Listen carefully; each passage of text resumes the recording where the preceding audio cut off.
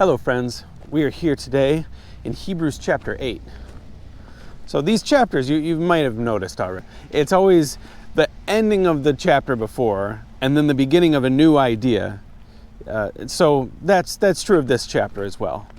So in the very beginning of this chapter it says, so what I'm trying to say is this. But I have to tell you what it was talking about in the last chapter. It was saying, I guess it was going over this statement that is in the Psalms, and it says, you are a priest forever in the order of Melchizedek. Now this is a prophetic psalm about the coming Messiah, and he's saying, yeah, you are a priest forever in the order of Melchizedek. You know, this previous order is something that's greater than the current priesthood, because the person is the priest and the king, and he is greater than the patriarchs. He's greater than Abraham. He's greater than David. And so here he's saying we have such a high priest, and it's Jesus. But he makes another point here that I think is extremely interesting. And he says, you know, if Jesus was here on earth, he wouldn't be this better high priest. But Jesus is in heaven. The sacrifices that were made by the high priest in the temple, if you look at how it was made, I think we're going to go through this a little bit more in the next chapter, but the temple was meant to be a picture of heaven, or more in particularly was a picture of Eden. And Eden is where we're trying to get back to. Back then we were in perfection. You know, before sin, it was perfect and we had a perfect relationship with God. So our goal here in getting back to heaven is essentially to get back to Eden.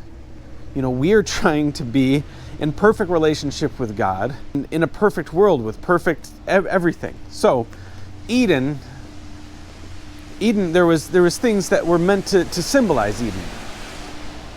And these things were all symbolized in the temple. So if you look at the construction of a temple, we can look in the Old Testament, and again, we'll talk about it tomorrow. The temple was meant to be like Eden or heaven. And Jesus right now is in heaven, the true temple. Jesus was the real high priest. Everything the high priest was wearing and doing was a picture of Jesus. And everything in the temple was a picture of heaven where Jesus is. So this is another claim here that this is a fulfillment, that you can't go back to your Judaism because that was just a temporary fix for something that is going to be much greater, and now we have it. And then he says something that I think is the most interesting part of this chapter, and that is that in the book of Jeremiah prophesied, and he said, behold, there is a day coming when I am going to create a new covenant for my people.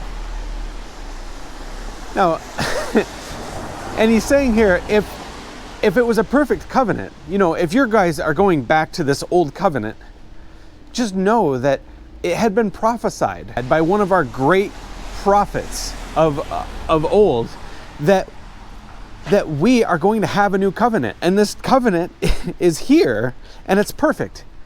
And you guys are claiming that you want to go back to the old covenant, the old and dying covenant, the one that's no good, the one that's imperfect.